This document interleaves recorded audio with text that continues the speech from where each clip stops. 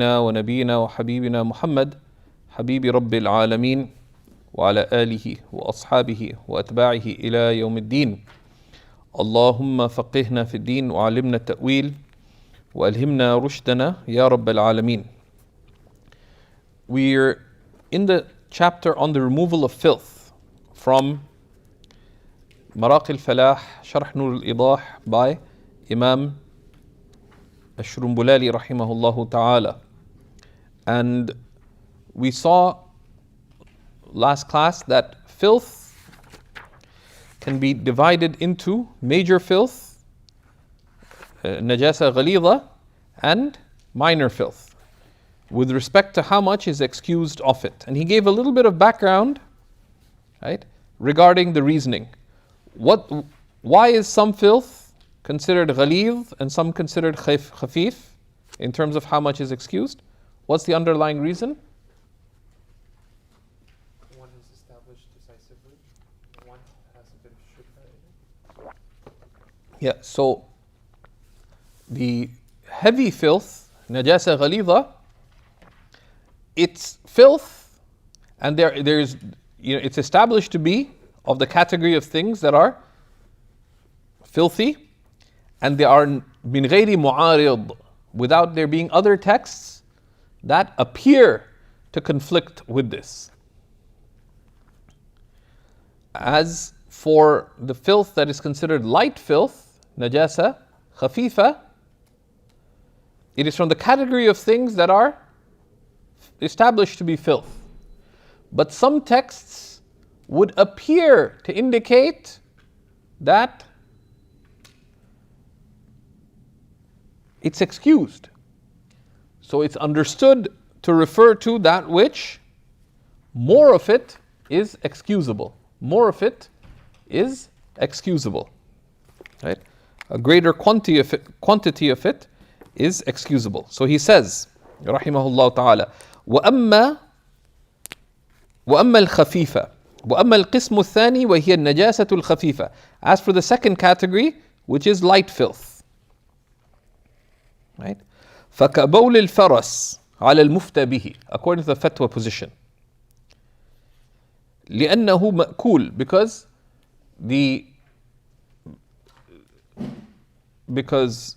the horse is an edible animal. وَإِن كُرِهَ لَحْمُهُ, even if in general its meat is disliked to eat. وَعِنْدَ مُحَمَّدٍ طاهر, right? أي وعند محمد طاهر أي بوله طاهر, right? But that's right, because he has different principles. We don't need to worry about Imam Muhammad's opinion here. So the horse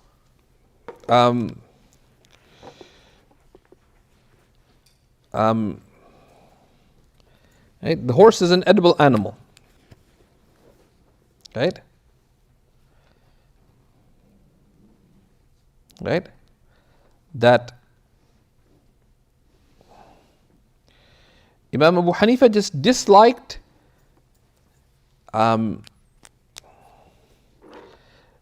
consuming horse meat because horses were the instruments of jihad. Right? So it was from preservation of wealth, right? And that doesn't necessarily apply absolutely. There are lands in Central Asia where it was customary to eat horse meat, and they had a lot of horses. They cultivated horses in such numbers that it was from their custom. So there's not the dislike of horse meat is not intrinsic, that it's in itself somehow disliked to eat horse meat, but rather due to the cause of it being, a respected animal, right? For jihad, etc. Right? And that's how some of the hadith are understood, right? That a lot of hadiths have significant context behind them by which they need to be understood. Some of those you can find them in the footnotes. Right?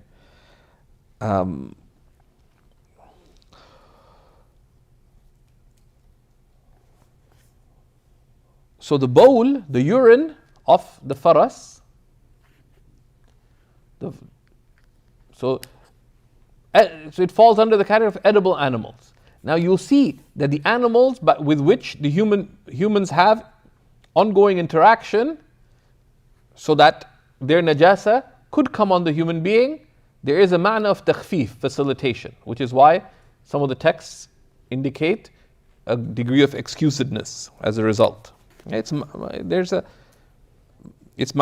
ma'na. وَكَذَا بَوْلُ كُلِّ مَا يُؤْكَلُ لَحْمُهُ. And likewise, the urine of all edible animals. Right? مِنَ النَّعَمِ الْأَهْلِيَّةِ. Right? Of of both domesticated cattle and wild cattle, كالغنم. Like, right?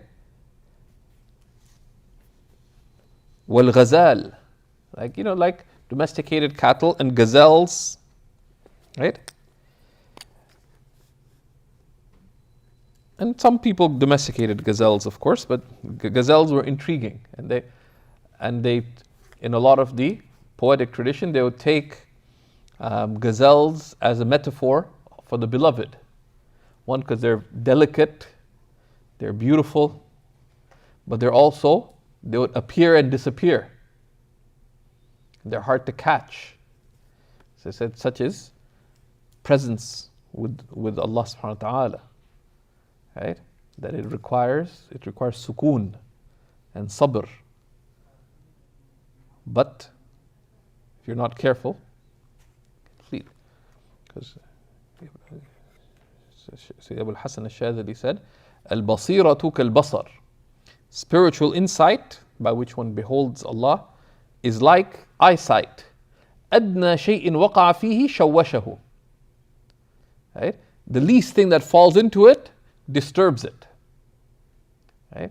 Just if we threw a lot of sand in your eyes, could you see fine? No, you'd be all disturbed.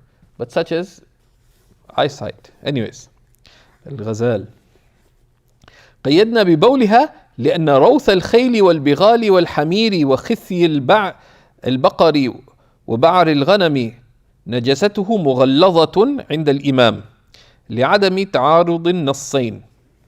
Right? It says when we've limited any edible animals with respect to light filth with their urine, because the excrement of horses and mules and donkeys and the excrement of camels, of cows and camels, their filth is heavy, according to Imam Abu Hanifa, because there aren't apparently conflicting texts. Now, of course, ta'arud, right?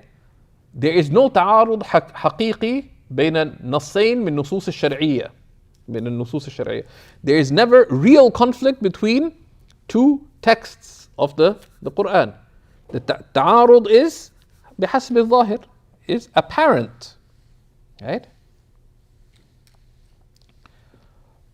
What it requires is, right? What does it require? Right? It requires knowing how to join between those texts. And that's a whole, this one of the,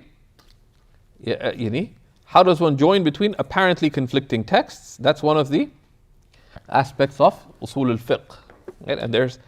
And that depends on the spiritual method, right? Like how does one join between? There's one text that's general, one is specific, right? How does one join between them? And there's a whole series of principles that apply. Okay. وَعِنْدَهُمَا خَفِيفَةٌ. Right? Right? عِنْدَهُمَا, what is خَفِيفَة?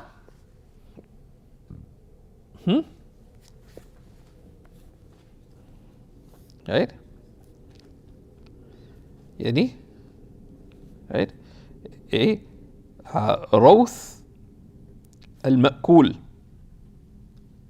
Right? Right? نجاسته خفيفة. According to Sahibain, the najasa of the excrement of edible animals is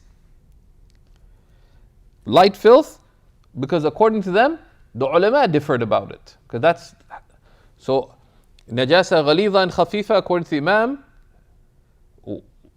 is based on texts. The texts that are just that simply affirm it's filth without conflicting texts is heavy filth. With conflicting texts is light. According to the Sahibain, if the ulama differed about it, it's light filth. If they didn't differ, it's heavy filth. And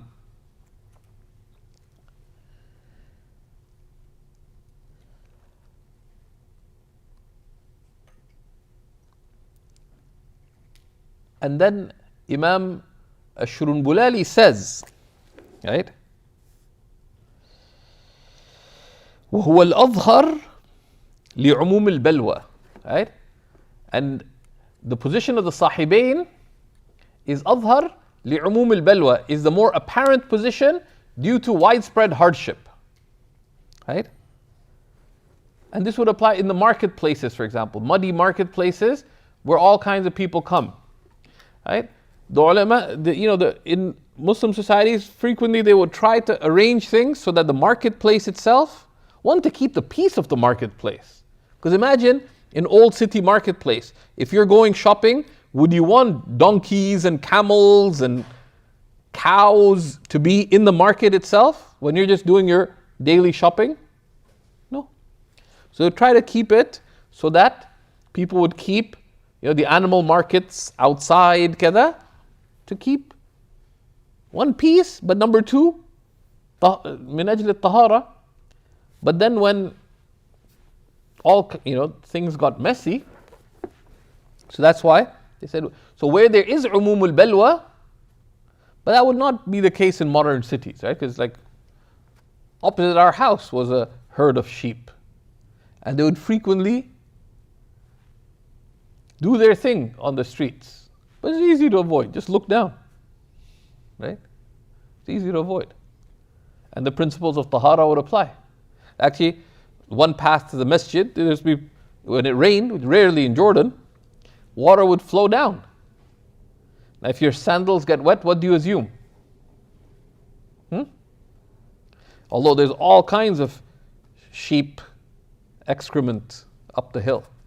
What do you assume? It's tahir. Unless you can see or smell the filth on your sandal, which is khilaf al-asl. And even in those situations, checking is waswasa. غير مكلف به. Okay. وطهرها محمد آخرا. And Imam Muhammad deemed it tahir at the end, right? And Buhustani quoted a nazm, right? And this is نظم النسفي في الخلافيات, right? لا نأخذ به. We don't take of this. And they actually differed on the takhrij of the qawl of Imam Muhammad that the excrement of edible animals is pure. طهرها الأظهر, the more apparent is أنه اعتبرها معفو عنها, يعني للبلوى. The more apparent opinion is that he considered it excused where there was umum al-balwa. So let's say that you're the mufti of your family and your cousin works in a market where they trade in donkeys and mules. And every day say, I always have najasa on me. What do I do? How do I pray? Maybe I can combine prayers when I get home. Say, la, yu'fa anhu. Why? But that's where there'd be difficulty. Have you ever had more than a little bit of animal excrement on you? Let alone a lot of it? Let alone requiring more than a quarter of your clothing?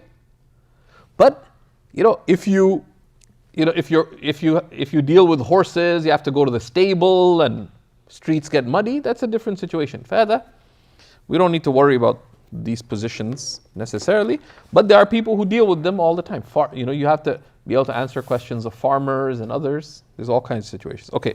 وقال قال الإمام محمد لا يمنع الروث وإن فحش لبلوى الناس بامتلاء الطرق والخانات بها. So Imam Muhammad in the end said that the excrement, even a lot of it, does not prevent, we don't deem it preventative from prayer, etc. Because of libalwa nas, because of the hardship upon people, because streets are filled with it. Wal khanat, right? And the market areas, right?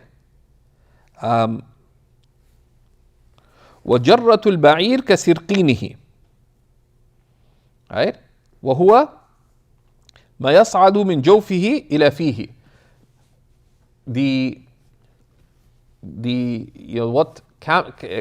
What camels spit out, right? Is like its excrement, right? Because it's coming from its ma'ida, right?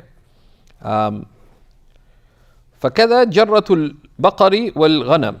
So it's conceptually like its vomit, right? What it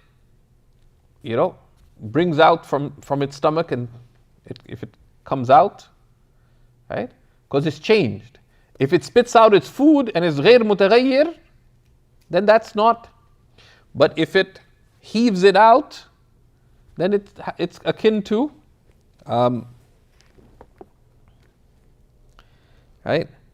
وأما, right?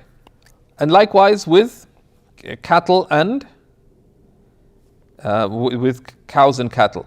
وأما دم السمك, as for the blood of fish, ولعاب البغل, and the spit of mules, والحمار, and likewise ولعاب الحمار, right? And the spit of donkeys. فطاهر في ظاهر الرواية وهو الصحيح. These are pure, the blood of fish, right?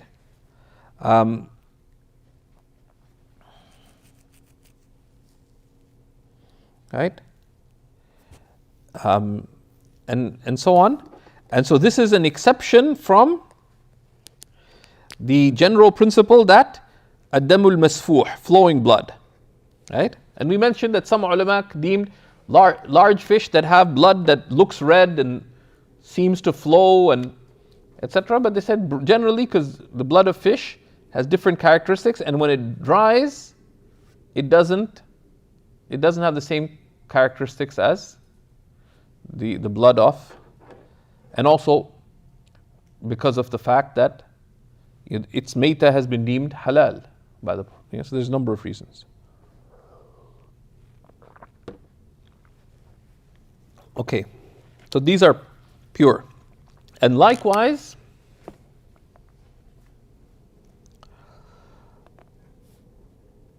from what's tahir is the excrement of fish, right?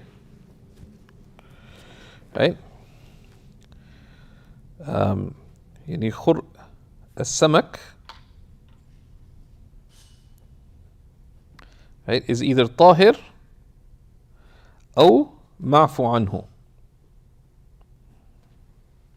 is either pure or excused. And you can see يعني حاشية الحموي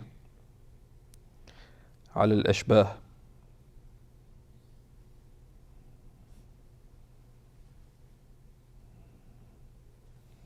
Right?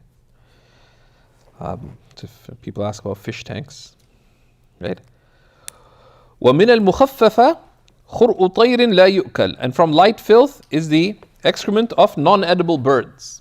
I'd like you to do the fiqh of birds for me. People always forget, so if you even have done it before, birds, and I've been hit by birds at least 4 times in my life, probably more, maybe 5. What if it was a pigeon What if it was an eagle? What if it was a sparrow? I said, okay, pigeon, eagle, sparrow.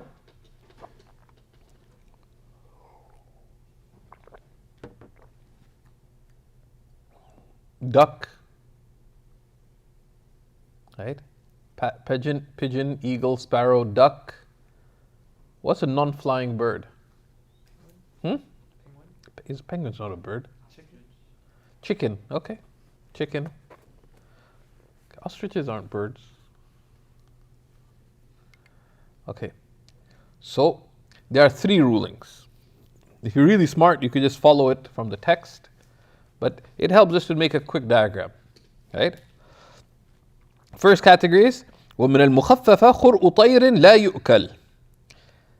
Light filth includes the excrement of birds that are not edible. كالصقر والحدأة في الأصح لعموم الضرورة. Such as, what's saqar? Falcon or hawk. Yeah, falcon or a hawk. And حدأة? A kite, right? Which is في الأصح لعموم الضرورة, right? So there's actually multiple opinions on this. There's a position from the Hidayah, right? Right? وفي رواية طاهر, right? And in one narration, it's طاهر, right? Right? So وصححه السرخسي, right? So here Imam Ash-Shurunbulali himself takes the opinion that non-edible birds, their excrement is najasa mukhaffafa. That's why he says fil asah. He says وفي رواية, and in one narration, right? طاهر, and he says وصححه السرخسي, but السرخسي deemed it sound, right? The asah is in the Hidayah, right? فالمرغناني. Now this is where it's useful to also know تأريخ, dating. Imam al-Sarakhsi died in the 490s after the Hijrah, and there's multiple opinions on exactly which year he died. Whereas Sahib al-Hidayah died late in the 6th century, almost 100 years later, right?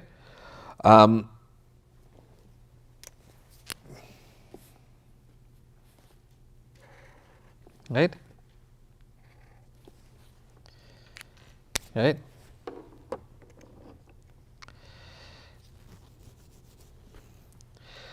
So there's some khilaf on this, right? There's some khilaf on this. And then he says, وَلَمَّا بَيَّنَ الْقِسْمَيْنِ. But the asl is what's mentioned in the matan here, right?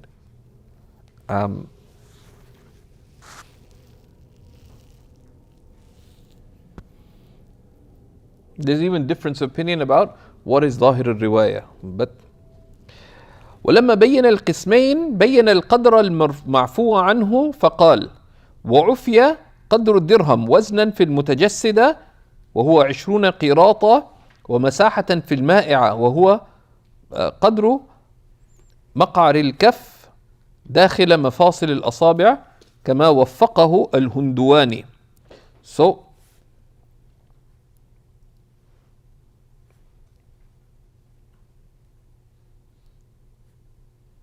how much is excused, right? He says, after he explained the 2 categories, he explained how much is excused of each.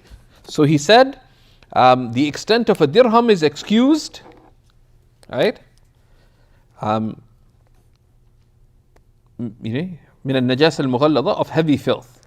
The extent of a dirham is excused, and this is by weight, just approximately 5 grams, right? In solid filth, solid heavy filth, which is the extent of 20 qirat, and by dimension, by radius, in liquids, and that's the extent of the inner palm, right? The inner palm, right? And they say because it's said that Sayyidina Umar was asked, he said, it's the extent of this this nail of mine. And say his nail was, he had a large, distinct thumb with the extent of the inner palm, right? That, and the Tahtawi mentions that, right? And they say that huwa kinayatun, right? And the reason for this, the basis for the extent, because where is filth excused in the body? Mahallul istinja, right? So this is approximately the extent. The extent of the inner palm is approximately the extent of one's rear point of exit and what immediately surrounds it, right? But like, you don't make qiyas on it. You don't talk about things like that in normal conversation outside lessons. So they say, so there are two narrations in the madhab, right? كما وقفه الهندواني الفقيه Abu Ja'far al-Hundwani. When we say al-Faqih Abu Ja'far, it does not refer to al-Tahawi, but rather al-Hundwani. A text everybody should have, of course, is Imam. One should have, and sometime we should discuss the various books of the biographies of the Hanafis. But if one only had one, it would be al-Fawaid al-Bahiyya fi Tarajim al-Hanafiyya of Imam Abdul Hayy al-Laknawi, which has several mediocre to awful editions. But it's a great work, and he's really careful. He has full of fawaid, rahimahullah ta'ala.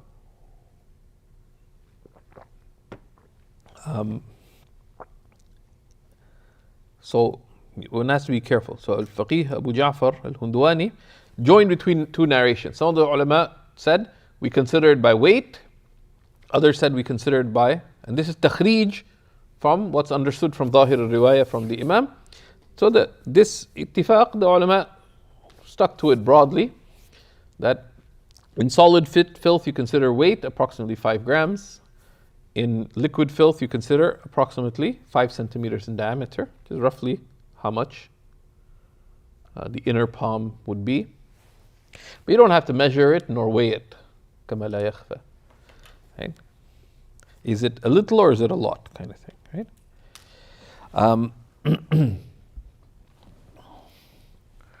Right? وهو الصحيح. And this is the sound opinion, right?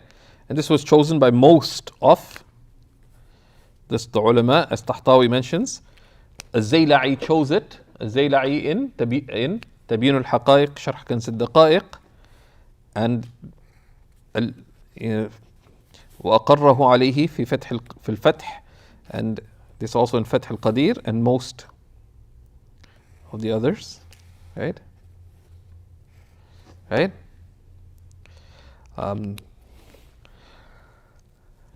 فذلك عفو من النجاسة المغلظة, and that's what's excused of heavy filth, right?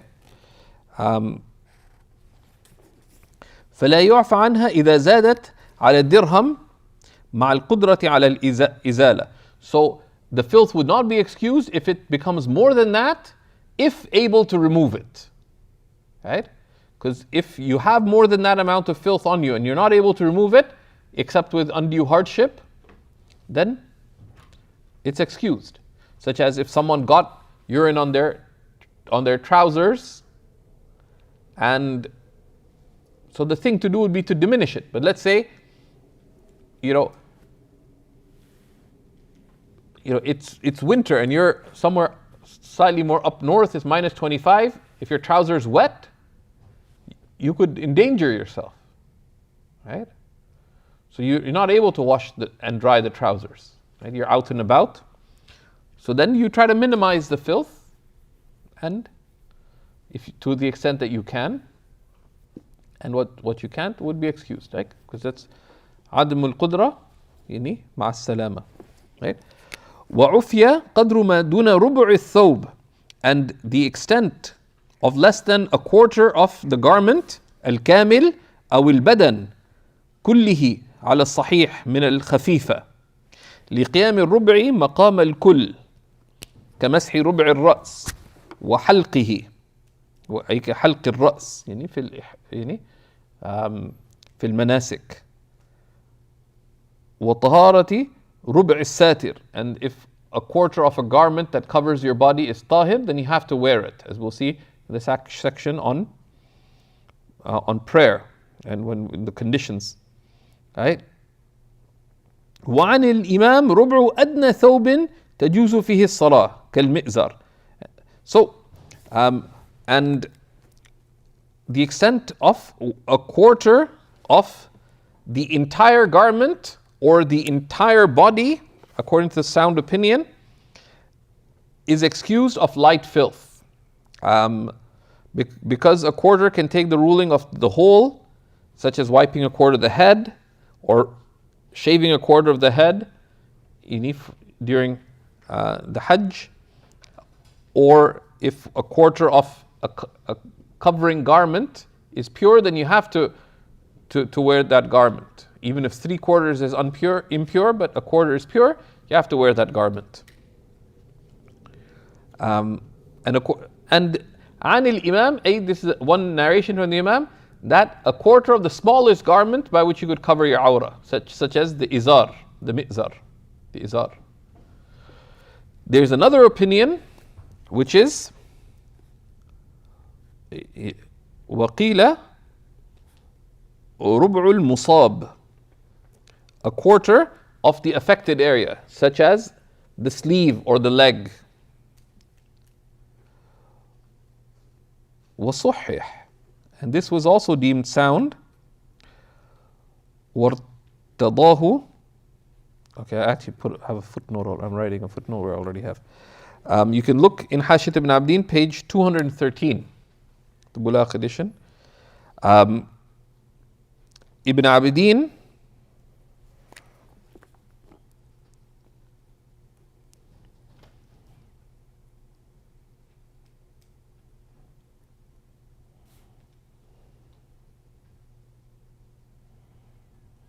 Ibn Abdin chose that the quarter that is excused is a quarter of the limb or the part of the garment that is affected. So if someone's wearing a thobe, the legs would be considered separately from the chest area, from the arm area. And he mentions 3 opinions there. You can see them. One is, there's the 2 mentioned in the matan, in the commentary here, plus Rub' al-Musab. He chose the opinion of Rub' al-Musab due to قوة الألفاظ الترجيح. Because one said it's sahih and asah, the other said bihi yufta or something like that. That's a fatwa, or alayhi al-fatwa, something. So he chose it in accordance with the words of tarjih. And the tarjih bil-alfaz is أضعف من الترجيح بالمعنى. His own son didn't follow him on that. So Sidi Sufyan had asked this question, that if Ibn Abidin and his son disagree, so if Ibn Abidin mentions something in Hashid ibn Abidin and his son disagrees in the Hadiyah, whose opinion do we give precedence to? And you can tell him, I meant to discuss this here. But especially the Hadiyah al-Ala'iyya of Ala ad-Din al-Din, he says, I follow the conclusions of my father. But he's not just, but he's a faqih mu'tabar.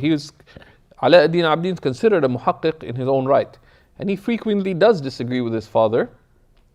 And you see it most evidently in the takmila of the Hashiyah, because Ibn Abdin didn't start Hashiyah Ibn Abdin from the beginning, as you would imagine. Because there's a bit of a crisis in Hanafi fiqh, that the greatest works of the Hanafi madhab are all incomplete. Of the late works of the madhab, Fath al-Qadir, Ibn al-Humam died without finishing it. So there's a takmila, but not by, of course, not by Ibn al-Humam. And the takmila is not as good as the original. But it's good, but it's not at the same level. Then Al-Bahr al-Ra'iq of Zayn ibn Nujaym, he did not complete it. Someone else did the takmila of Al-Bahr al-Ra'iq. Good takmila, but not at the level of the Bahr. His younger brother wrote An-Nahr al-Fa'iq, and he died in Bab al-Habs. And did not, or something like that. And he did not complete it. And these are three of the greatest of the late works. So Ibn Abdin was worried about that, because those later works were not served as much, those later chapters of fiqh. So Ibn Abdin began his hashia in the last fifth of the book. Then he went backwards. He laid out his methodology, and he began from the end. And he went back to the beginning, and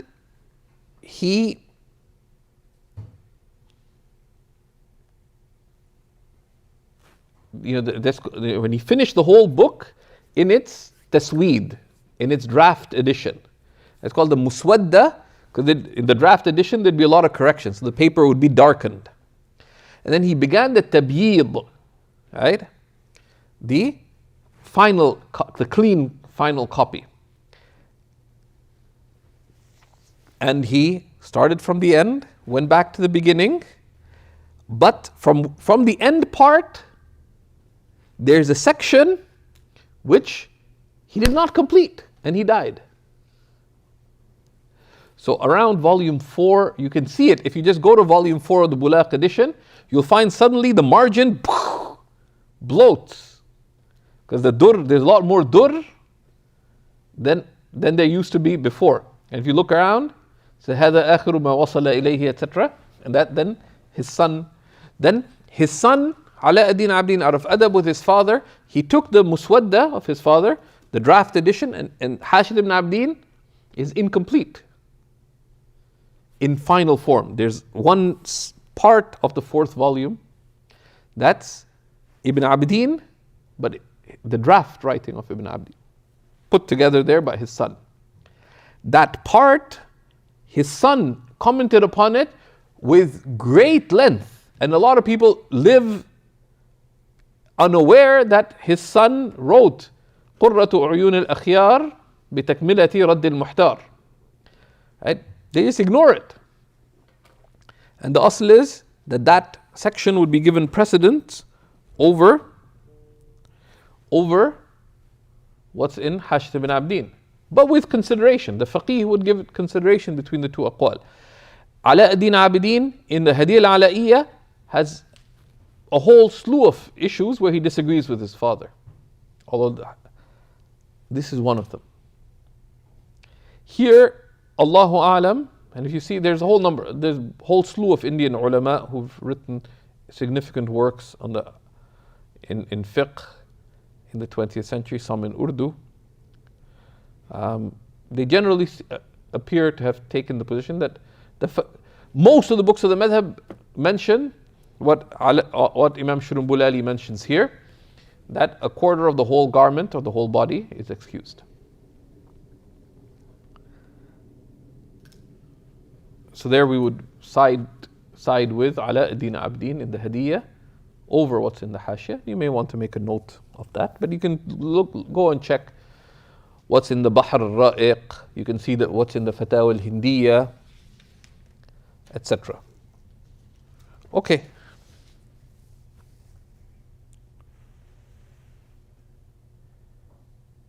And he says, وقال الإمام البغدادي المشهور بالأقطع وهذا هو أصح ما روي لكنه قاصر على الثوب وقيل ربع المصاب كالذيل والكم. Right? And the Baghdadi Imam, famous as al-Aqta', and this is adab from Imam al-Shurumbulali, because he's famous as al-Aqta'. But al-Aqta', who would have a limb cut off? The criminal. Right? The criminal. You could also, sometimes people had their limbs cut off because they got some kind of disease or due to frostbite. Imam al-Zamakhshari lost a leg in his talab al-ilm in Khwarizm or somewhere. And he was traveling between two cities in the winter on foot in talab al-ilm. And he lost a foot. But he went to the qadi and got a certificate that it was not cut for any crime. So people saw walking with a hobble. Zamakhshari is a tough man. Right? So anyways, but this is adab. He says, قال الإمام the Baghdadi Imam, famous as al-Aqta. Although his name is al-Aqta. And one can say it, and one intends the name and not a ta'yir. Right? And there's many names like that. Al-A'mash. Right? There's a whole slew of names. As-Samin. Right? A lot of names that this is the stronger opinion, but it's limited to the thobe, and it said a quarter of the affected area, such as the veil, sort of this part that runs down, or the sleeve. قال في التحفة وهو الأصح وفي الحقائق عليه الفتوى وقيل غير ذلك. Right? So these other opinions are mentioned, but what's mentioned in the sharh, right? That's what he make taqreer of first, and this is a common thing, right? And you can, Tahtawi mentions al-Kamal supporting the first opinion, which is one mentioned in the Matan, a quarter of the whole body, etc. Right? Right? Because the ruling of najasa al-mukhaffafa is based on expansiveness and facilitation. But if someone wanted to be cautious, rub' al-musab is more cautious. Okay. And then he tells us a lot of the things that are excused. We'll stop here for Maghrib, and then we'll be back by looking at what is excuse of najasa, and then we'll look at how najasa is removed, because there's najasa mar'iyya and najasa ghayr al-mar'iyya, visible and non-visible filth, and then after that we'll look at the other types of purification with other than water. بإذن الله تعالى.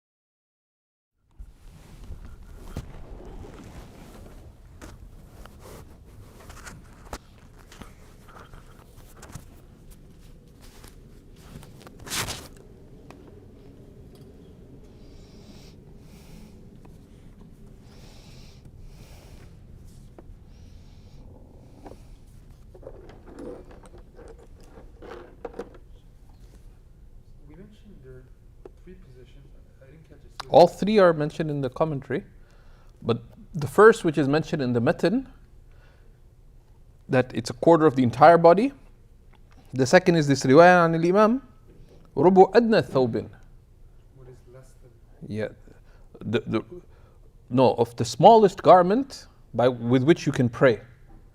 ما يستر به العورة, right? To the extent of like the izar, a quarter of that, which is similar to rubu al-musab conceptually, right?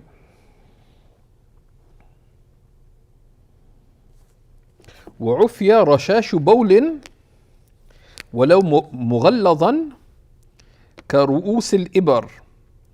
The spray of urine, even of heavy urine, of heavy filth, like the tips of needles, is excused. ولو محل إدخال الخيط للضرورة, even if where you insert the thread from that part, right? So basically, urine spray is excluded, is excused. Splashes are not, right? So spray, even if it's individual drops, but splashes, right, are not. للضرورة, because of the necessity, because of, i.e. the difficulty, right? Right? But also one shouldn't stare. Like if you ever go camping or something and you see what happens, if you relieve yourself on a cold day, you'll see spray or steam. So spray is excused, let alone steam. And if you're staring at the stream of the steam of your urine, you're looking in the wrong place, right?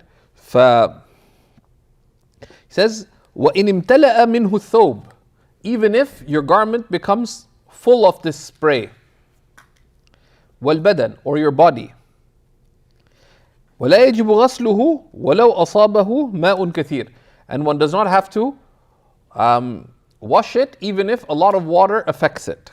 The علة being الضرورة, لأنه لا يمكن الاحتراز عنه, right? Because it's difficult to avoid, as Tahtawi says, لا سيما في مهب الريح, right? Right? Because الحرج مدفوع, because hardship is lifted, right?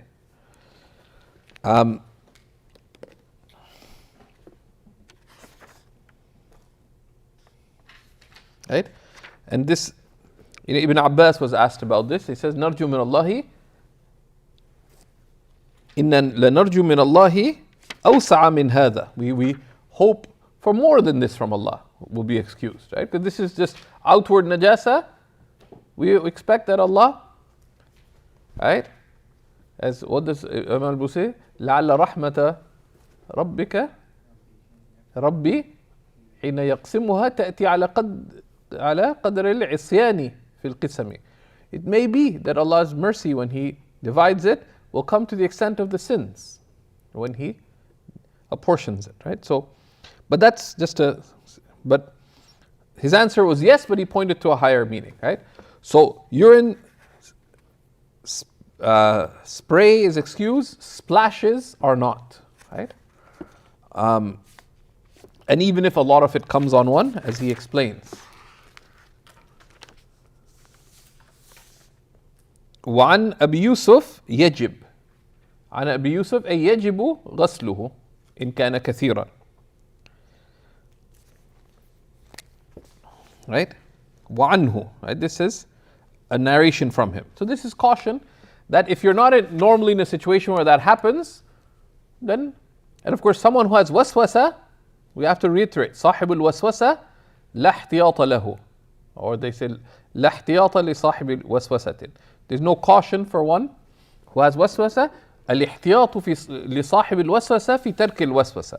Caution for the one who has waswasa is in leaving caution.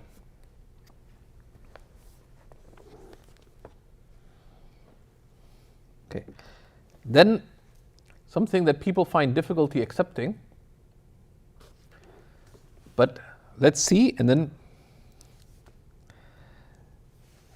because this has practical implications in the toilet. ولو ألقيت نجاسة في ماء فأصابه من وقعها لا ينجسه ما لم يظهر أثر النجاسة. If filth is thrown into water and something splashes from its falling, or from the falling of the najasa onto oneself, it does not make one najis unless the traces of the filth come on you, right? Regardless of what, right? Because you cannot be certain that najasa came on you. وَالْأَصْلُ هُوَ الطَّهَارَةِ. So najasa fell in one place, and he says, لأن الغالب أن الرشاش المتصاعد من صدم شيء للماء إنما هو أجزاء الماء لا أجزاء ذلك الشيء. Like that what splashed wasn't the najasa itself. And that amount يعفى عنه. Right? There's some things that يؤخر حكم التنجس. Right? We delay affirming the ruling of najasa to avoid affirming hardship. Right? So a lot of people wonder about this. This applies to toilets. You don't need to stare at the toilet bowl. Was there other filth there before, etc.? الأصل هو الطهارة. If you find yourself staring at the toilet bowl, oh look, there's some filth there. Maybe someone, like, you don't need, like that is excessiveness. Right? When if you're investigating the toilet bowl, is that najasa or is it dirt? Right? And that's right? So najasa splashes in water, water comes up, the asl is that water is tahir. ويعفى عما لا يمكن الاحتراز عنه من غسالة الميت. That which is unavoidable of the runoff water from washing the deceased is excused. ما دام في علاجه, while they're being treated. لعموم البلوى. Right? Because it's difficult to avoid. Right? Someone's sleeve got wet while washing the dead, but then they have to go to work. They're not able to change their clothes, etc. Right? Even if there was filth on it, right? Because frequently people would be buried, they're buried, let's say, after Dhuhr prayer, etc. So they wash the deceased in the morning. They're buried after Dhuhr prayer or Asr prayer, right? And then people have to get back to work, etc. It may be difficult for some people participating in the janazah too. So the run of water from them is excused. If one could change, that's awla, and we'll see the ahkam ghasl al-mayyit when we get to it, or ahkam al-mayyit.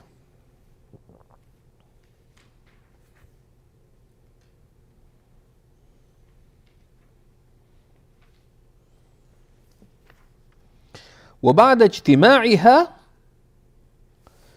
تنجس ما أصابته. بعد اجتماعها, after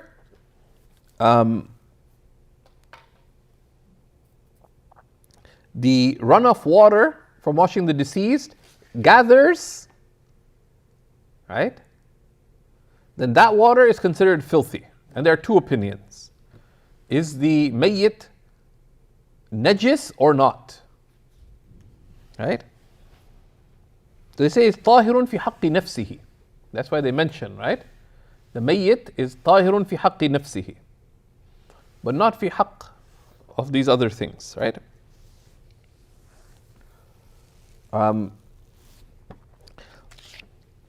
Now, what if najasa was originally little, but then it spreads? Okay, so he says, وإذا انبسط الدهن النجس فزاد عن القدر المعفو عنه لا يمنع في اختيار المرغيناني رحمه الله تعالى صاحب الهداية وجماعة بالنظر لوقت الإصابة, because they considered the time of the filth getting on one. Right? ومختار غيرهم, but others chose that المنع. So if filth, so let's say someone got najis oil on their shirt, but then they're sitting in the sun and the oil got a little hot under the sunlight and now it spread. So do you consider how much it was when it came on you? Right, so a little bit of najasa came on you, but then it spread by itself. Right? So Imam al-Marghinani and some said no, it counts when it came on your body. وقت الإصابة.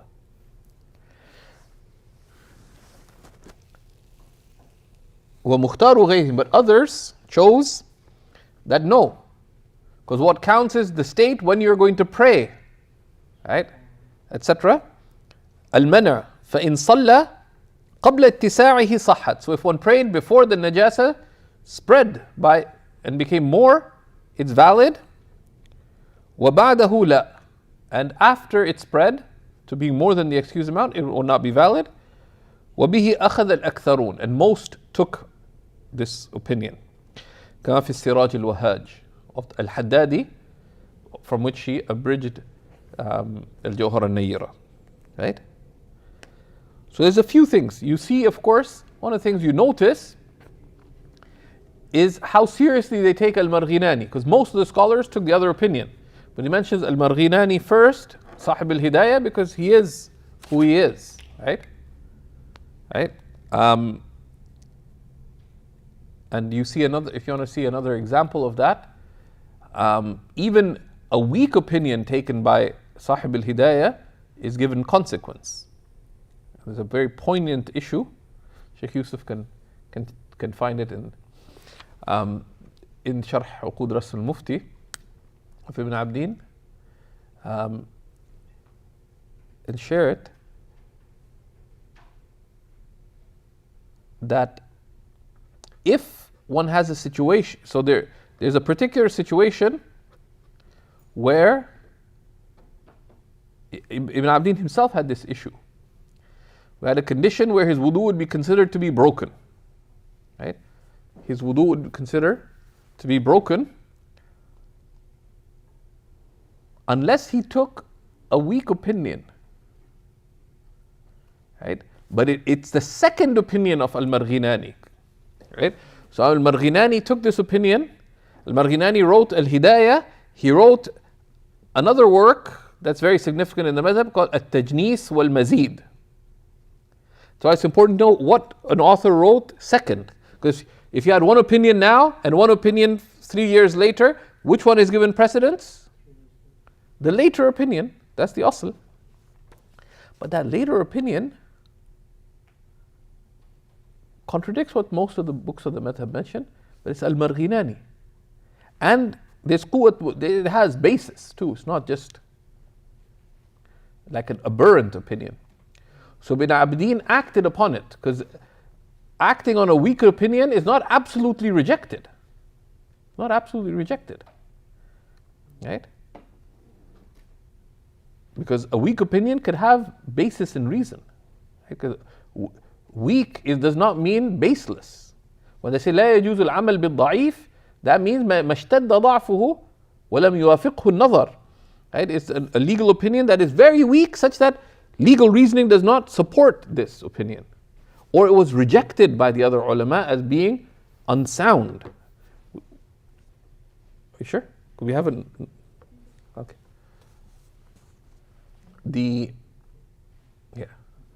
So, but we also see there the makana, the rank of Imam al-Marghinani.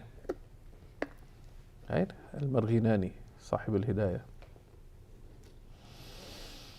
Allahumma salli ala. So is this position a strong position? Yeah, of course.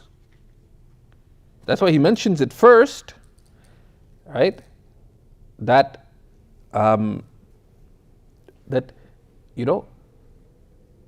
this, and he points to the weakness of the position, which is that al-asl, that, and other books discuss it, and that's where, as a student and all, you shouldn't be a slacker. Like, in a madrasa curriculum or any kind of curriculum, you probably only study Nur al-Idah and the Maraqi in ibadat in depth, but nobody has prohibited you, having studied them, to study Hashiyat al-Tahtawi, to study al-Halabi al-Saghir and al-Halabi al-Kabir, both of Ibrahim al-Halabi on Munyat al-Musalli, to study the Muqaddimat, Ibn Amir Hajj on Munyat al-Musalli, Halbat al-Mujalli, to study Nihayat al-Murad of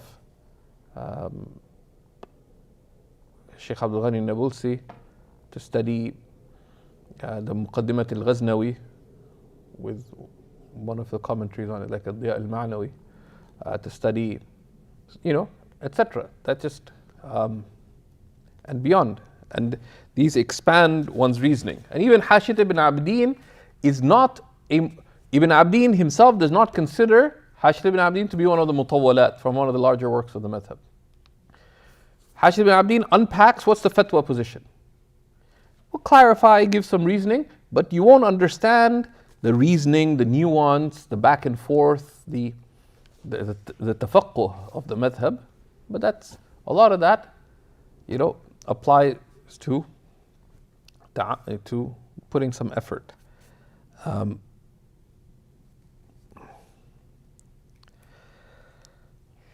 But the relied upon position is, if the filth, because he points that Imam Maraqi considered when the filth came on you, it was a little.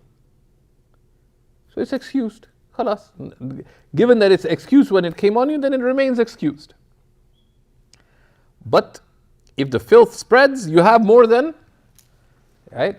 But also, so it has this opinion, right, that a small amount of filth is excused. So if it's excused, when it came on you, it was excused. So khalas, it's excused.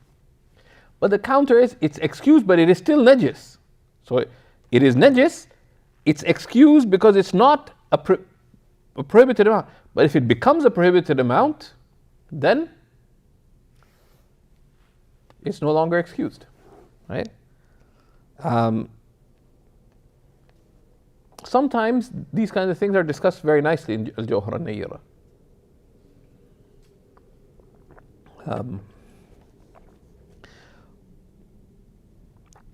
ولو مشى في السوق فابتل قدماه من ماء رش فيه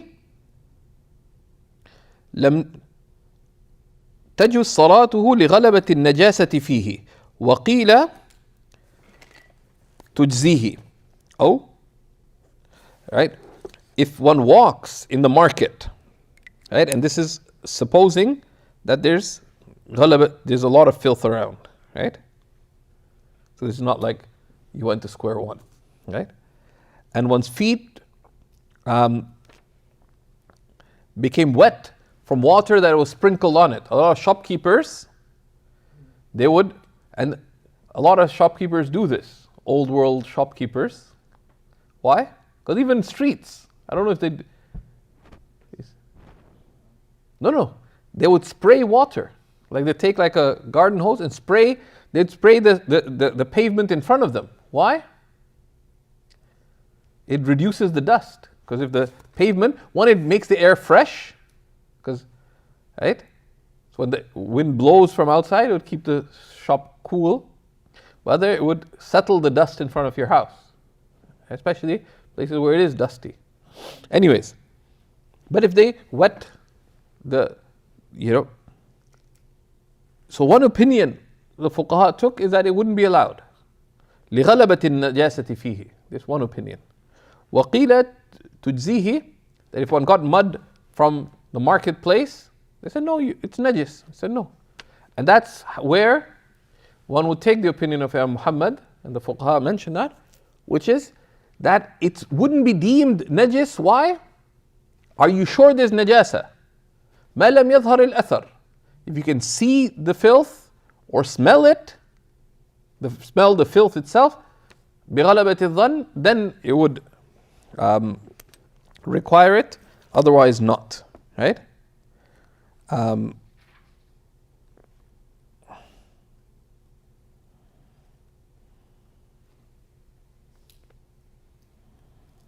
Right?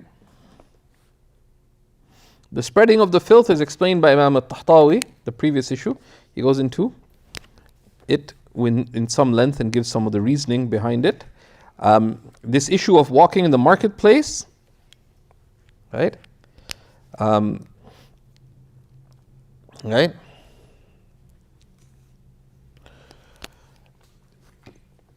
Tahtawi quotes the minah of Imam al-Tumurtashi from Abu Nasr al-Dabusi. Right? Now you have to be careful. Al-Dabusi, right? The most famous Dabusi is another, right? And there's many of these. You have to be careful. Right now, people are publishing a lot of different random books. Sometimes actually they publish a work and they don't realize it's the wrong person because they're not careful. Right? And you just have to be cautious because all kinds of wacky things get published. Right? I got a book. It's actually by the son of a great scholar. I actually bought it because the cover said that is by the father. The introduction gives a biography of the father, but then there's an istidrak that once we look more carefully at the manuscript, turns out is by the son. But the cover is not changed. Then you see the manuscript that they put, it says Ba'd fayaqul, and it's the first words in the manuscript has the name of the author it is, and it's Muhammad ibn so and so is the famous Imam, because no one bothered checking because it's got the same last name. Oh, cool. Another book by so and so they printed it. And it's a good book, it doesn't hurt, but so you just need to be very careful. And part of it, you need to make a habit, should know people's names. Right? So, Ad-Dabusi, same thing here. Right? طين الشوارع ومواطن الكلاب طاهر. Right? That the mud of the streets and where dogs rest, the general principle applies. It's assumed pure. Right? إلا إذا رأى عين النجاسة, unless you can see the filth itself. Right? قال رحمه الله وهو الصحيح. Right? Right? Right? And then in the Durr al-Mukhtar, these things are excused. Right? طين الشوارع, etc. Right?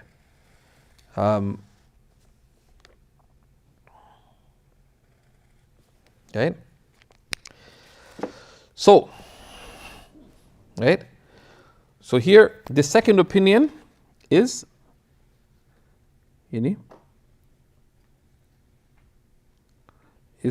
correct, right?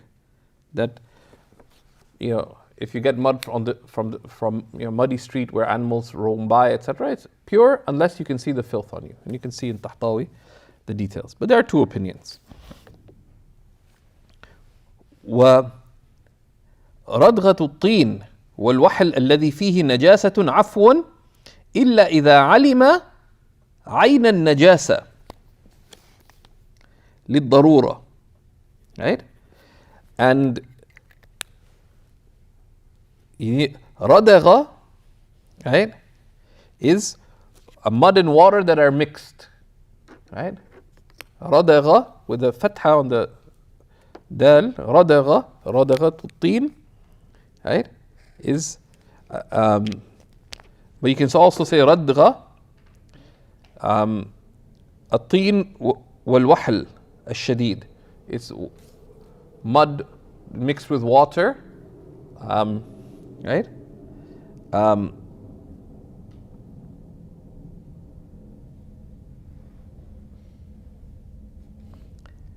right? If filth has fallen into it, is assumed pure, unless you get the filth itself on you. You don't assume that the filth is mixed with all of it, right? So there's mud, so heavy mud. Najasa has fallen here, you walk over here, but it's watery. But you don't assume, but it's not fully liquid, like it's muddy. You don't, so it's mud that's wet, right? So it's like heavy mud, right? Or what's it called? Al-wahl. What's It's like slough. No, there's a better name for it.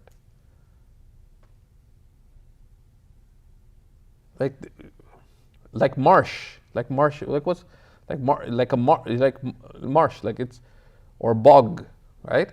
Where you have heavy mud, but that's slightly watery. So it's not in a liquid state, right? So it's not water. It's the ghalib is mud.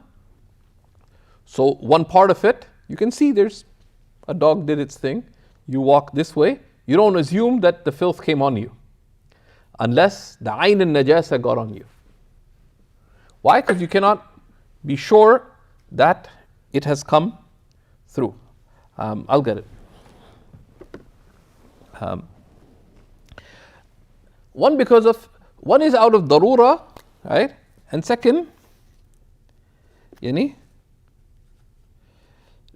الأصل الطهارة, right?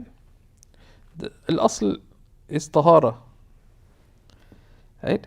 Here, Imam Shurumulali inclines a lot towards caution in these issues, right? But if you look at the matter is vaster, right? So it's not just out of darura, but also لأن الأصل هو الطهارة.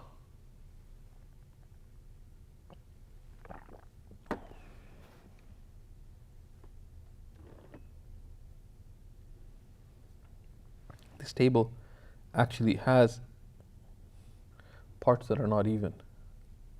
The glass has been moving.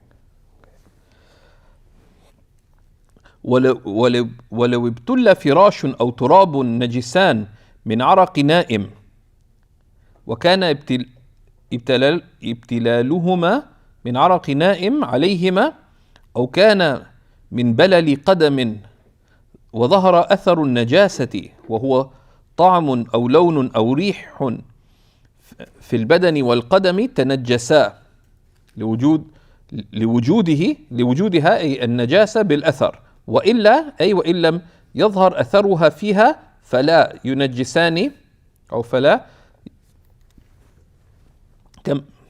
and then he explains similar issues. So if a firash, right, what is a firash? What's a firash?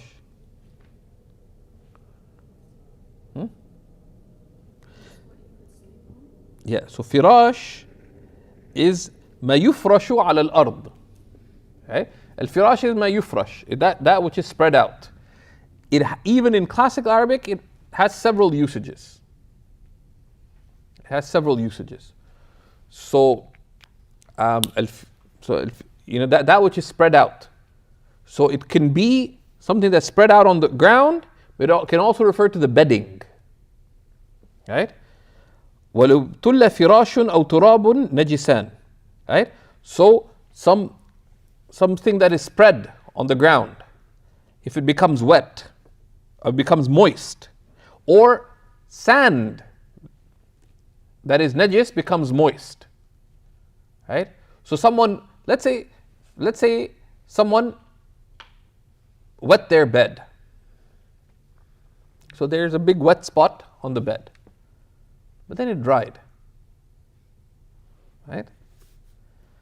And they forgot that they'd wet their bed the day before. So they went and slept over there. They're really tired and and they sweated on the same spot. Is it najis or not? Does their body become najis? Right? So from the sweat of the sleeping person, or you walked over the najis ground with wet feet. Right? Then وظهر أثر النجاسة.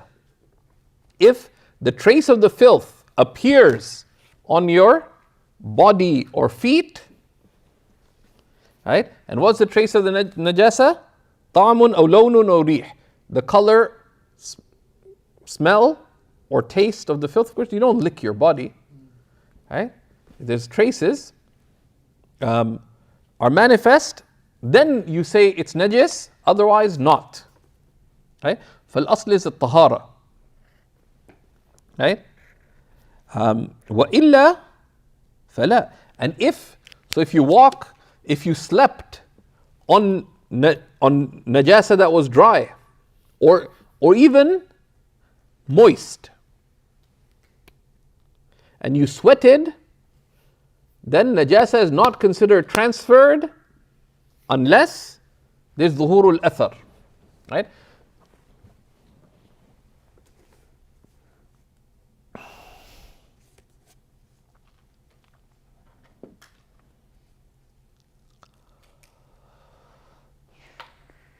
كما لا ينجس ثوب جاف طاهر لف في ثوب نجس رطب لا ينعصر الرطب لو عصر.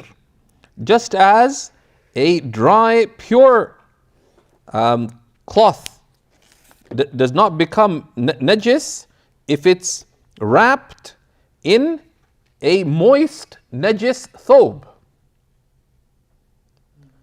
Practical application: you had taken off your dress shirt, put it in the laundry, and then kids' clothing that had urine on it. Kids' diaper had burst, their clothes had najas on it. It's right up upon your dress shirt. And it's all scrunched together. So your dress shirt is in contact with child's najis clothing. It's ratb, it's moist. You see some wetness on your dress shirt. Is it najis? Is it najis? Nope.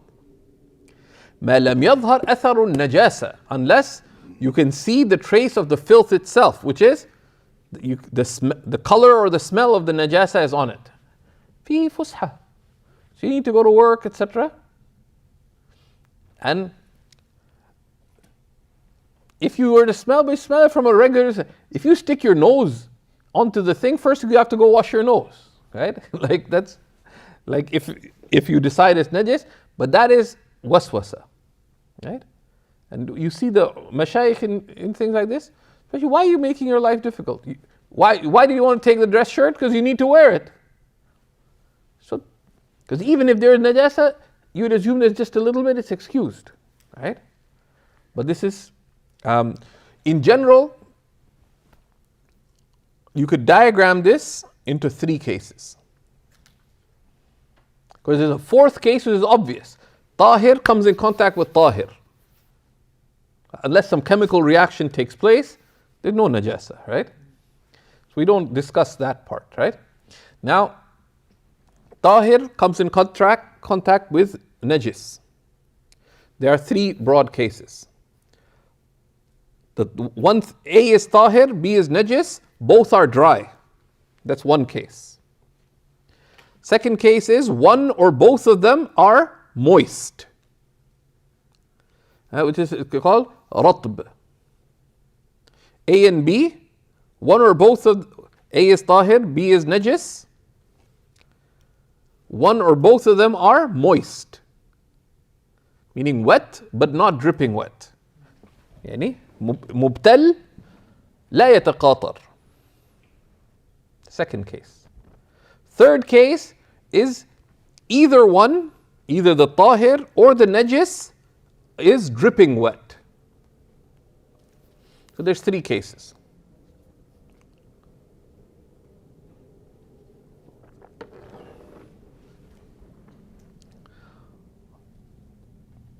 What happens?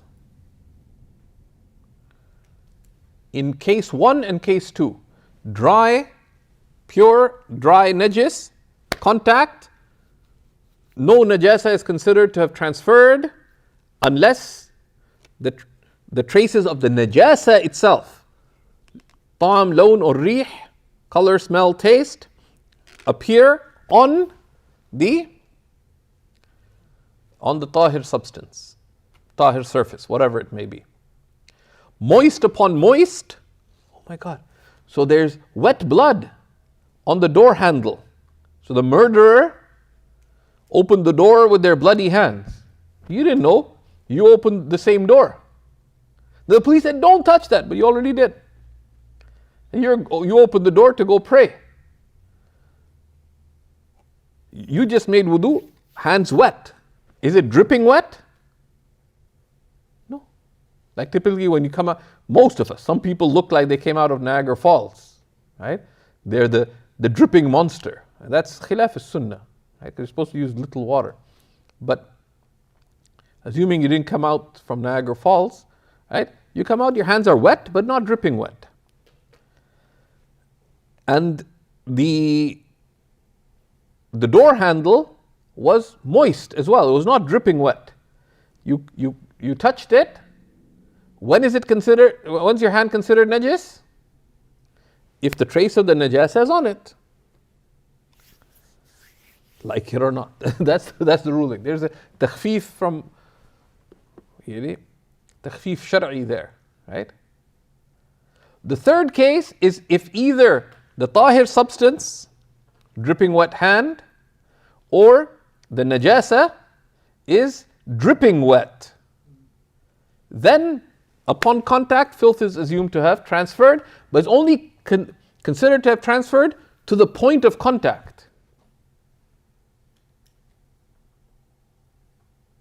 How much of your hand came in contact with the door? وَالْأَصْلُ هُوَ الْقِلَّةِ لَلْكَثْرَةِ. Right? The basis is it's a little, not a lot. Like, you open the door with your whole hand, or you use some of it. So there's how much of your hand comes in contact with, right? All you have to do is wash that part. If it's less than the excused amount, it'll be excused anyways, right? So this has many applications. Okay? Someone has a cut on their foot. They walked across the carpet. You don't assume it's najis. For a while, I don't know if it's still fashionable, but less people seem to ask. A lot of couples decide to have home births. Some decide to have birth in the bathtub. The only problem is, eventually, the lady has to come out of the bathtub too. Now, not only the child comes out, the reason the child, she's called nufasa because there's postnatal bleeding. So from the bathtub she comes out. Now, what about the floor of the washroom? Husband or midwife, or husband and midwife, others help out. Floor had najasa, potentially. You stepped. Even if you're sure you stepped on the najasa, all you have to say, look at your foot. Can you see najasa on it? No? What's the ruling? Not najis. Person's feet are wet and najis, but are they dripping wet? No. So then they walked her across because they forgot to put on slippers, this, that. She walked from the washroom to the bedroom. Is the whole carpeted area najis? No. Why? Because it's the assumption is that it's either dry or moist. Do we have evidence that it's dripping wet? No. So you assume the least. There's other splashes of water. Can you see najasa? No. That's splashed from elsewhere. Like, we don't need to prove it. Right? Now, someone wants to be cautious, you just, but that's, of course, that's unwise. Like, one should plan out the religious implications of one's actions too. A lot of people would get waswas. Some people think, do you have to like change the carpet? Why? Like, ahkam of tahara and najasa are very, expansive. But at the same time, the way we exercise caution is al-amal bil-ilm. Right? Right? Right? علاج الوسوسة is العمل بالعلم والتقيد بالسنة من غير إفراط ولا تقصير. Right? Imam Zarruq and others mention that, right? The cure for waswasa is to act on the basis of knowledge and to practice the sunnah without doing more than the sunnah and not being lax about it either. Okay. واختلف المشايخ فيما لو كان الثوب الجاف الطاهر بحيث لو عصر لا يقطر. What if the ulama differed if the dry pure garment was wet but not dripping? So wet najasa, so moist najasa, moist garment, they differed. فذكر الحلواني شمس الأئمة الحلواني أنه لا ينجس في الأصح. So الحلواني said that it's not najis according to the sounder opinion. وفيه نظر لأن كثيرا من النجاسة يتشربه الجاف ولا يخطر بالعصر كما هو مشاهد عند ابتداء غسله فلا يكون المتصل إليه مجرد نداوة إلا إذا كان النجس لا يقطر بالعصر فيتعين أن يفتي بخلاف ما صححه الحلواني. Right? So this is let's see what he has to say. Right? So if both are moist, right? If both the najis cloth is moist, right?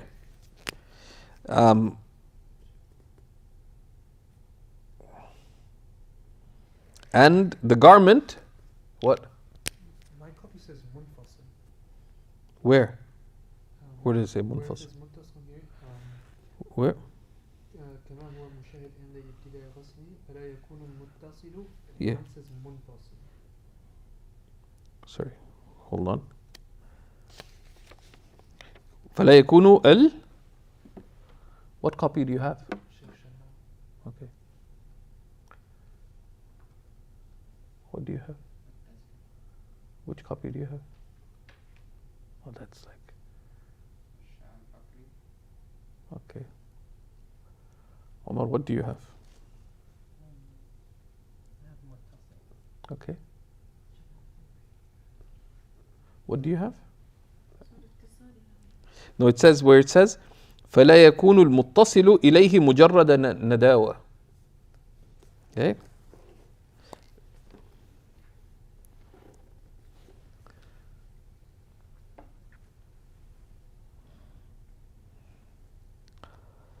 It would appear to be متصل إليه. Do you have a manuscript hanging around there somewhere? No, it's okay. Yeah, so Al-Halwani said that it's not najis. Moist. Which what copy is that?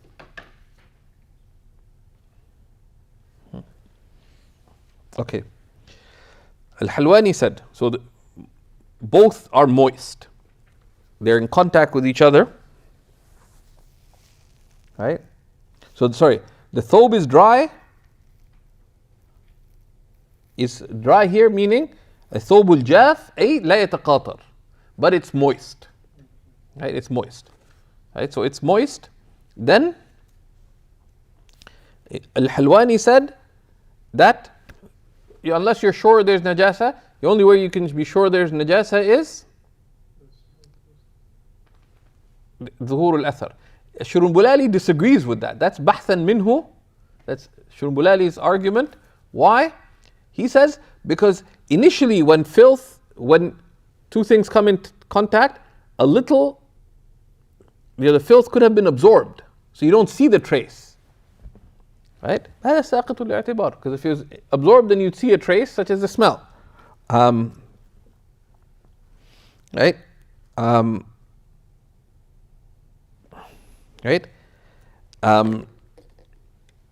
Right? And So At-Tahtawi seems to incline towards Halwani's position here, right? Right, and that's what the Mashayikh mentioned. You know, he supports it with what's in Sharh al-Munya. He says, وارتضى المصنف قول بعض المشايخ. Right, that this is a less chosen opinion. Imam al-Shurunbulali on multiple things takes the path of caution with tahara. Right, with tahara.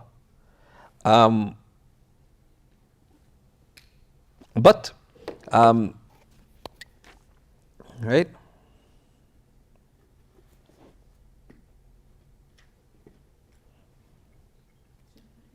Yeah.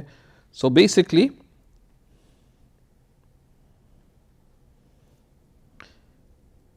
what do you have the Hadiyah al-Alaiya handy, Omar? لو لف ثوب طاهر بالنجس, mention it there.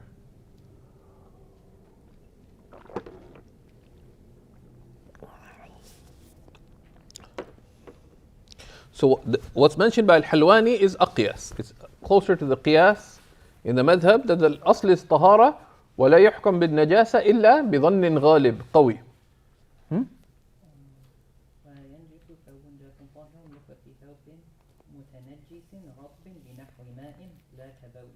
Okay.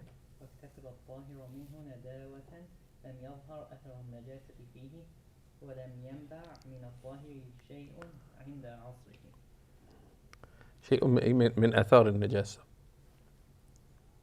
Right? Yeah. So he takes that opinion, right? Unless there's traces of najasa that are apparent, one doesn't rule. Imam Shurunbulali argues that, well, it could have absorbed it. Right? So the najasa transferred, but you can't see it. You can't see it, it's not there. نحكم بالظاهر. We judge by the outward. Because some cloths like wool, felt, etc., the najasa could have transferred, but you can't see it. You can't see it. You don't need to prove najasa. Najasa has to prove itself to you. Right? والله أعلم.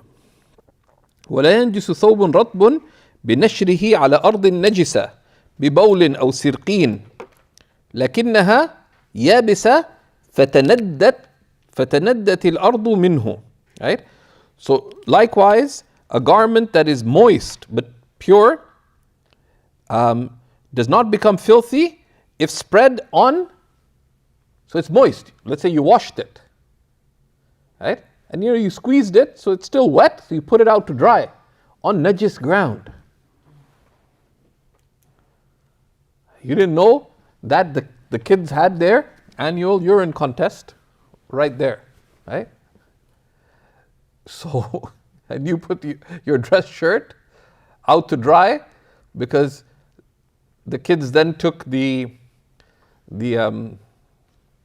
clotheslines to play some other game. And you got to get to work and you need the dress shirt. So you put it on the ground to dry. Ground is filthy.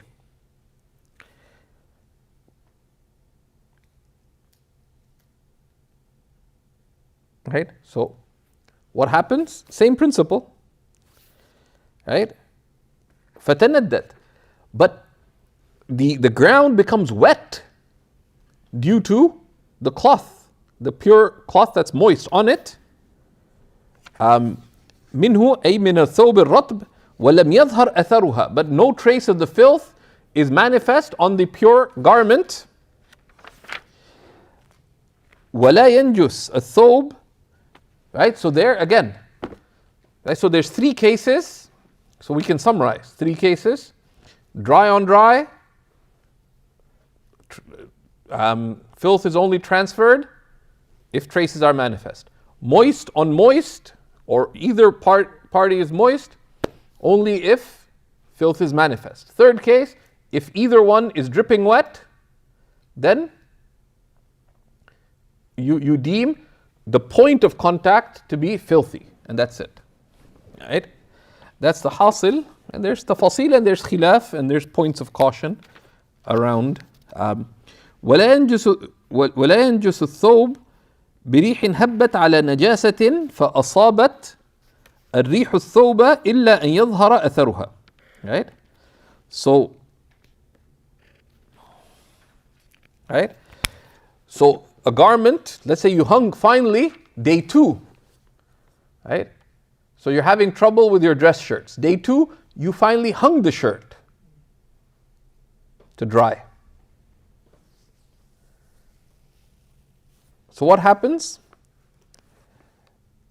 The thobe does not become najis if wind blows over filth and then blows onto the garment, unless the traces of the filth appear on the garment. Even if the filth had become, dust or whatever, right? So that they could have carried. No. Right? Right? وَقِيلَ يَنْجُسْ إِذَا كَانَ مَبْلُولًا لِاتِّصَالِهَا بِهِ. And there's an opinion that the garment would become najis because it came in contact with the filth, right? Right? وَلَوْ خَرَجَ مِنْهُ رِيحٌ وَمَقْعَدَتُهُ مَبْلُولَةٌ حَكَمَ شَمْسُ الْأَئِمَّةِ بتنجيسه وغيره بعدمه وتقدم أن الصحيح طهارة الريح الخارجة فلا تنجس الثياب المبتلة. Right? And that's the sound opinion. If gas comes out and your rear is wet, someone has wet underwear and they passed gas, right? Shamsul Aimma Sarakhsi said that the area affected by the gas would be filthy. But other than Shamsul Aimma said that it would not render it filthy, and he said we've seen before that the gas that comes out is pure, so it does not render wet garments to be najis, and that's the fatwa position. And then he says, وَيَطْهُرُ مُتَنَجِّسٌ بِالنَّجَاسَةِ الْمَرْئِيَّةِ بزوال عينها ولو بمرة على الصحيح ولا يضر بقاء أثر شق زواله وغير المرئية بغسلها ثلاثا والعصر كل مرة. So let's look at the matan first, right? In terms of how you remove filth, the consideration now is what kind of filth is it? And what counts is, can you see it or can you not see it? So what are the principles related to this, right? So the first principle is الأصل أن المقصود في النجاسة زوالها. Right? Right? The basis is that what's sought with respect to the najasa is that it go away. Right? Yani?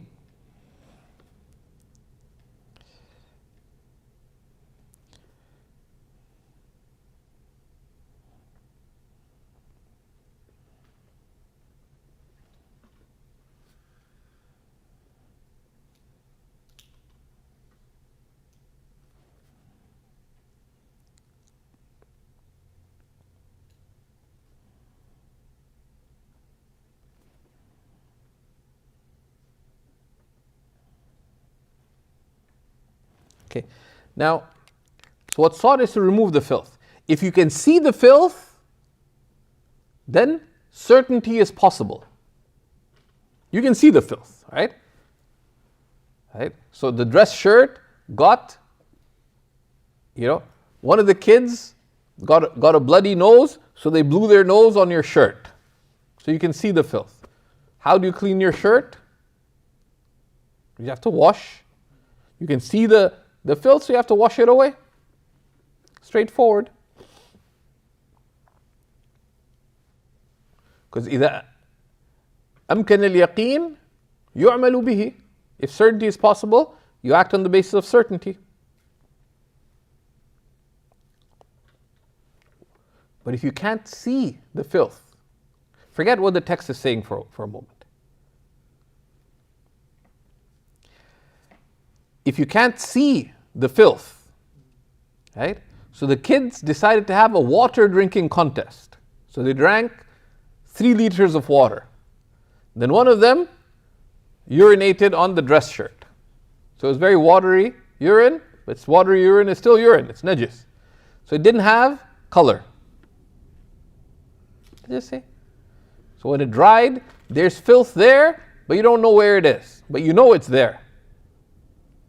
2 upright people told you that the filth is there. You saw it, but then you don't remember where it is. And it didn't rain, right? Whatever. We know, let's just say it's there. Now, if you can't see the filth, is certainty possible in terms of removing it? No. So how much do you have to wash? Forget the matan. What's the general principle? إذا تعذر اليقين يصار إلى الظن. So the fatwa position is the najasa غير المرئية. The filth is visible, you can be certain. Remove what you can see, gone. Filth is not visible. Is certainty possible? No. إذا تعذر اليقين يصار إلى الظن. If certainty is not possible, then what do you take recourse of? Reasonable judgment. يكفي غلبة الظن. Right? And Imam Shurunbulali will mention this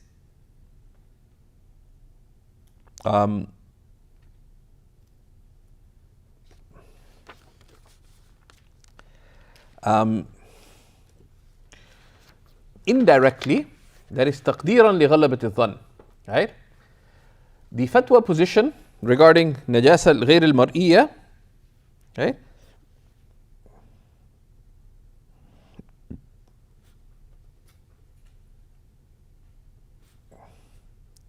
العبرة بغلبة الظن. الظن لتعذر اليقين. Right? That in non-visible filth, what counts is that you're reasonably sure it's not there anymore. وَلَوْ بِمَرَّةٍ, even if by washing once. So why do they mention the 3? They say هذا في حق الموسوس. This is with respect to the person who has waswasa or تقديرا لغلبة الظن. Do you have experience washing away filth? No. Someone was really spoiled. Not spoiled, just taken care of. You know, men's way of saying that they were spoiled. Right? Their mother always took care of their anything that got najis. But now they have to do it themselves. So I have no idea how, when najasa is removed. So decide to ask the wife. Wife said, I don't know, my mother took care of it. So what do we do? So they called the mufti. Said, look, just wash it 3 times, wa tawakkal ala Allah, right? Right? Of course, people going to have waswasa are going to have waswasa even about washing 3 times. We'll look at what washing 3 times is next week. So this is the governing principle, that the principle of yaqeen and dhann apply to the removal of filth. When you can be certain, you act on certainty. When you can't be certain, you exercise your judgment. That's it. But then, صاحب الوسوسة لا ظن له. The person who has waswasa no longer has sound judgment. So you have to make taqdeer for them. You tell them, wash it 3 times. This is what it means to wash. And khalas. So they do it. They acted on judgment, and that's enough. Right?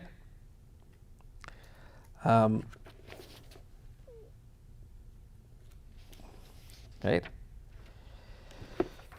And there are other opinions. Imam al-Shurunbulali has, you will see many examples of his pursuing a path of caution with respect to tahara that's noticeable, right? But here, if you look in the Dur, for example, or elsewhere, even Tahtawi mentions a lot of these.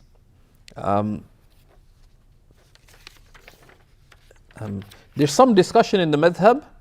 What is a najasa al-mar'iyya? What is visible filth and what is non-visible filth? Is it visible when it affects the garment, or is it not visible when it's dry? And this has implications with respect to urine. Is urine visible or not? It depends on the urine. Right? Not all urine is the same. And then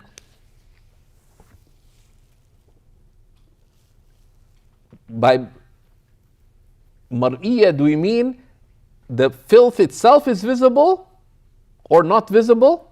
Or do we mean the traces of it are not visible? Right? So there's a stain, but you can't see the filth itself. That's particular implications on urine, right? And people get confused, so we'll try to clarify that. So that would get us well into completing. So we're going to try to complete the section on tahara to the extent possible. But there's a number of issues that are important that we looked at today. وصلى الله على سيدنا محمد وعلى آله وصحبه وسلم. Any questions? Yes, sir. For both the moist and the moist, same thing applies for the dog. If my hands is wet, I touch the dog. The dog, what's the skin of the dog? And in case, let's say it's moist or it's sweating or something. No, but Dry. the dog is not najis al-ayn in the Hanafi school. Oh, okay. Like technically one could wear dog skin jacket. Okay. Don't. Because it's khilaf, but it's actually there's one of the Shafi'i scholars got really fed up because the Hanafis kind of ruled the legal world of Islam. Qada and fatwa in much of the Muslim lands was in Hanafi hands. The Shafi'is would get fed up frequently, right? So there'd be these tiffs. So it's a true incident. Actually, there's a book, I forget what the book, I actually didn't read the treatise, I read the story behind it. So one of the Shafi'i ulama decided to it's a regional ruler, it wasn't the Khalifa. He wanted to make the Hanafis look bad. So he said, look, gather your court, I'm going to demonstrate personally how the Hanafis pray. His question was, so what did the Khalifa do? Or the Sultan or whoever do? And so he had a dog jacket, and one of the descriptions was like, the dog head was almost like a cloak, right? Like had this hairy dog coat on, and he prayed with najasa on himself, and he said this is the direction of the Qibla. He prayed away from the Qibla slightly. The Shafi'is don't allow that, right? Right. So the jihad is enough. So I'm going to pray away from the Qibla. Of course, it was being very unfair, right? And then he started the prayer without raising hands, and he said something else, and did all these things. Didn't read the Fatiha, right? Didn't rise up from ruku'. Did a very strange prayer. Basically left wajib and sunnah actions. And he finished the prayer by passing wind or some extravagant action. Okay? It was quite a colorful prayer. It says, Tilka salatul Hanafiyya. That's the prayer of the Hanafis. And it caused a commotion because everyone in court, these are like the court, they're, somewhere in Central Asia, they were not, also like in the heartland of Islam or in the big cities, people would have thaqafa diniya, they'd have religious understanding. This is an area, the court was all like, what's going on? We have to do something about these Hanafis, etc. So they asked, the head Hanafi scholar wrote a treatise explaining each of these things. Basic thing being that just because something is not fard does not mean it's not wajib or sunnah mu'akkada. And we don't leaving the wajib makes the prayer deficient, leaving the sunnah mu'akkada makes the prayer lacking in reward. But all, and so on. And when it comes to the dog is not najis al-ayn. So if a dog ran out of the lake and shook water off itself, or a dog rubbed up against you and it's wet, you got dog hair on you, tahir. And now if a dog rubbed its nose against you and its nose is moist, what's the ruling?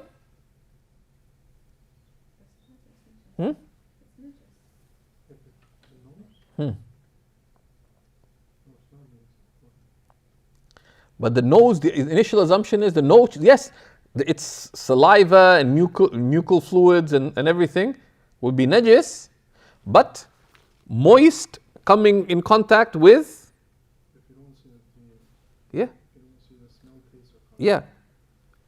Or here, even if the moisture doesn't get on your clothes, so it rubbed up against you, even if it rubbed its nose, can you see a wet trail? No, tahir, khalas. Now, of course, we avoid the khilaf of the Sada Shafi'iyya, etc. But if it's tough, right? And when it comes to tahara, it's like, what's the author of the Taqrirat al-Sadida? Sayyid Hassan al-Kaf, student of Habib Zain. He has this book in Shafi'i fiqh, al-Taqrirat al-Sadida, highly praised book. The author, he published out of Jordan, a student of Habib Zain ibn Sumayt. Wrote this one of the really solid works on Shafi'i fiqh written in recent times. He published in Jordan, and he was staying in our neighborhood. And there's this brother who's now actually a very respected teacher in the States. He had a lot of waswasa. So my friend and I, we used to complain about people to the ulama. Because one of the ways we learned that how do you advise somebody? Because we had bad experiments with advising people. So we heard, consult the ulama. So we used to do it. We want to advise somebody about something. Tell one of the mashayikh. So Sayyid Hassan al-Kaf, what he did, he said, Billahi alik, sa'idni fil wudu. He made an ultra fast wudu. Then another day he had ultra fast wudu. Then he one day deliberately made wudu and said, I need to use the toilet. So with just having washed his feet, he went into the toilet. So the sink is next to the toilet, and he went inside and he took the clogs, said, I don't like these. Put them outside, went in barefoot with dripping wet feet. And used the toilet, flushed. And he was telling us that he was just going in just to make a point. And just washed his hands and then walked around the house. And he'd asked permission of my friend. My friend was, oh my God. Looking at my friend, he's a hadith scholar, Shaykh Ahmad Snowbar. Oh my God. Because the parts of the house are carpeted, and he walked around. And this guy was like, oh my God. What's going on? He thinks his facial expression is that the world's going to burn down. And he just did it different. He actually didn't need to use the washroom, but just to make the point. And he went in with dripping wet feet. Just to show that al-asl huwa at-tahara.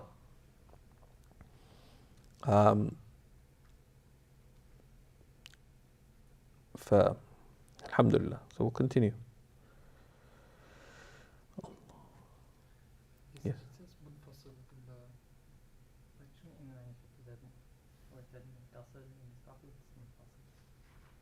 Look in the Imdad as well. Actually, I have a footnote on this one. Yeah. So in my copy it says منفصل and the author wrote هكذا في المخطوط أي منفصل من ثوب إلى آخر وفي بعض النسخ المنفصل. But the meanings are close. المنفصل, right? فلا يكون المنفصل إليه أي من فصل إليه, right?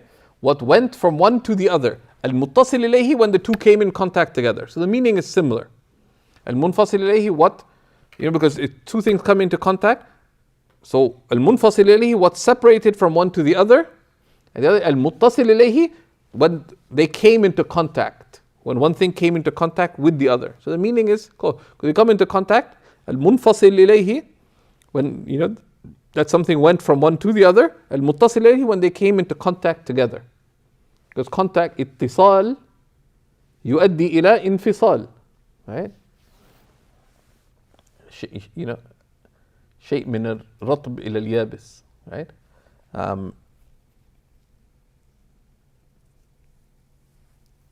But see, what they're saying.